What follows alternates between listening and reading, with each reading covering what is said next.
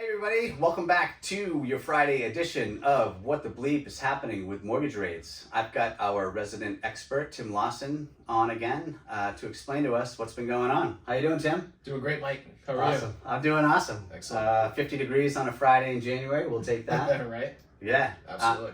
Okay, so yesterday was a big day for inflation news. The December CPI report came out. And can you tell us a little bit more about what happened? Yeah, so the CPI numbers came out yesterday, pretty much just as expected. Came out a little bit lower, Okay. Than the month prior. So that's great news. The market rebounded in a positive way, meaning rates came down just a little bit. Nice. On that news. On Right. the flip side, had those inflation numbers come in higher than expected, you would have seen rates shoot right up. So this is great news. We're just continuing to see that downward trend of rates. Do you think that when reports come out and there's an increase, they jump sky high as quickly as possible? But when there's good news, are rates slower to come down, kind of like gas prices?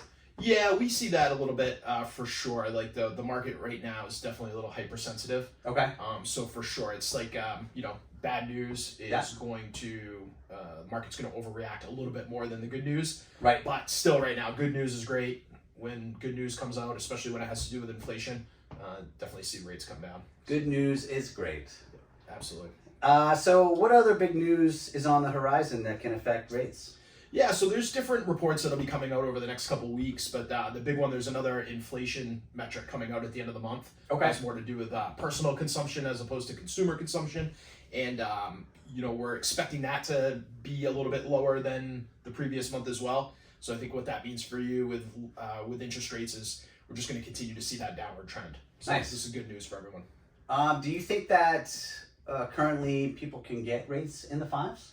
Yeah, so we, last week when we were chatting, we were kind of more in the low to mid sixes on a 30-year fix for most scenarios. Everyone's scenario is going to be a little bit different depending on credit and down payment, loan type, and all that.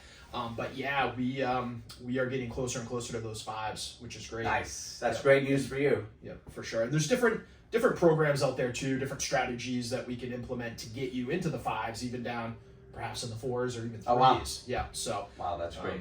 So there's some great options out there for consumers right now.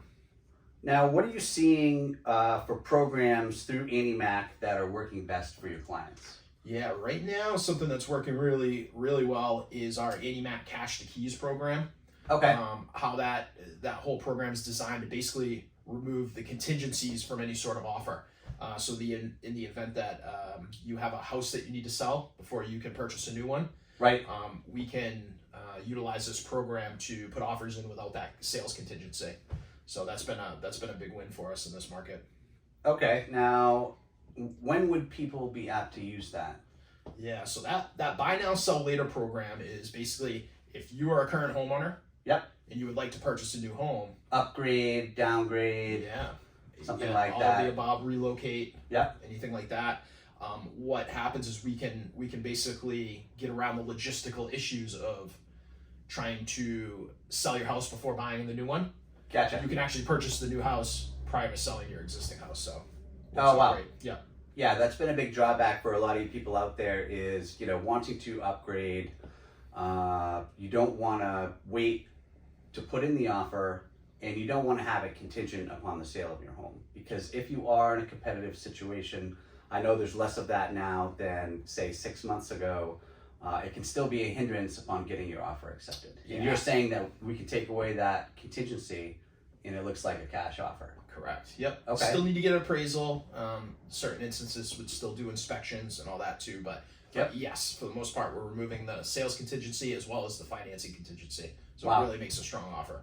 Wow, that's great. Yep. That's all we have for now, folks. Thanks for joining us for another episode of What the Bleep is Happening with Mortgage Rates. I'm Michelangelo Floridino. Tim Lawson. Thanks very much. Have a great day.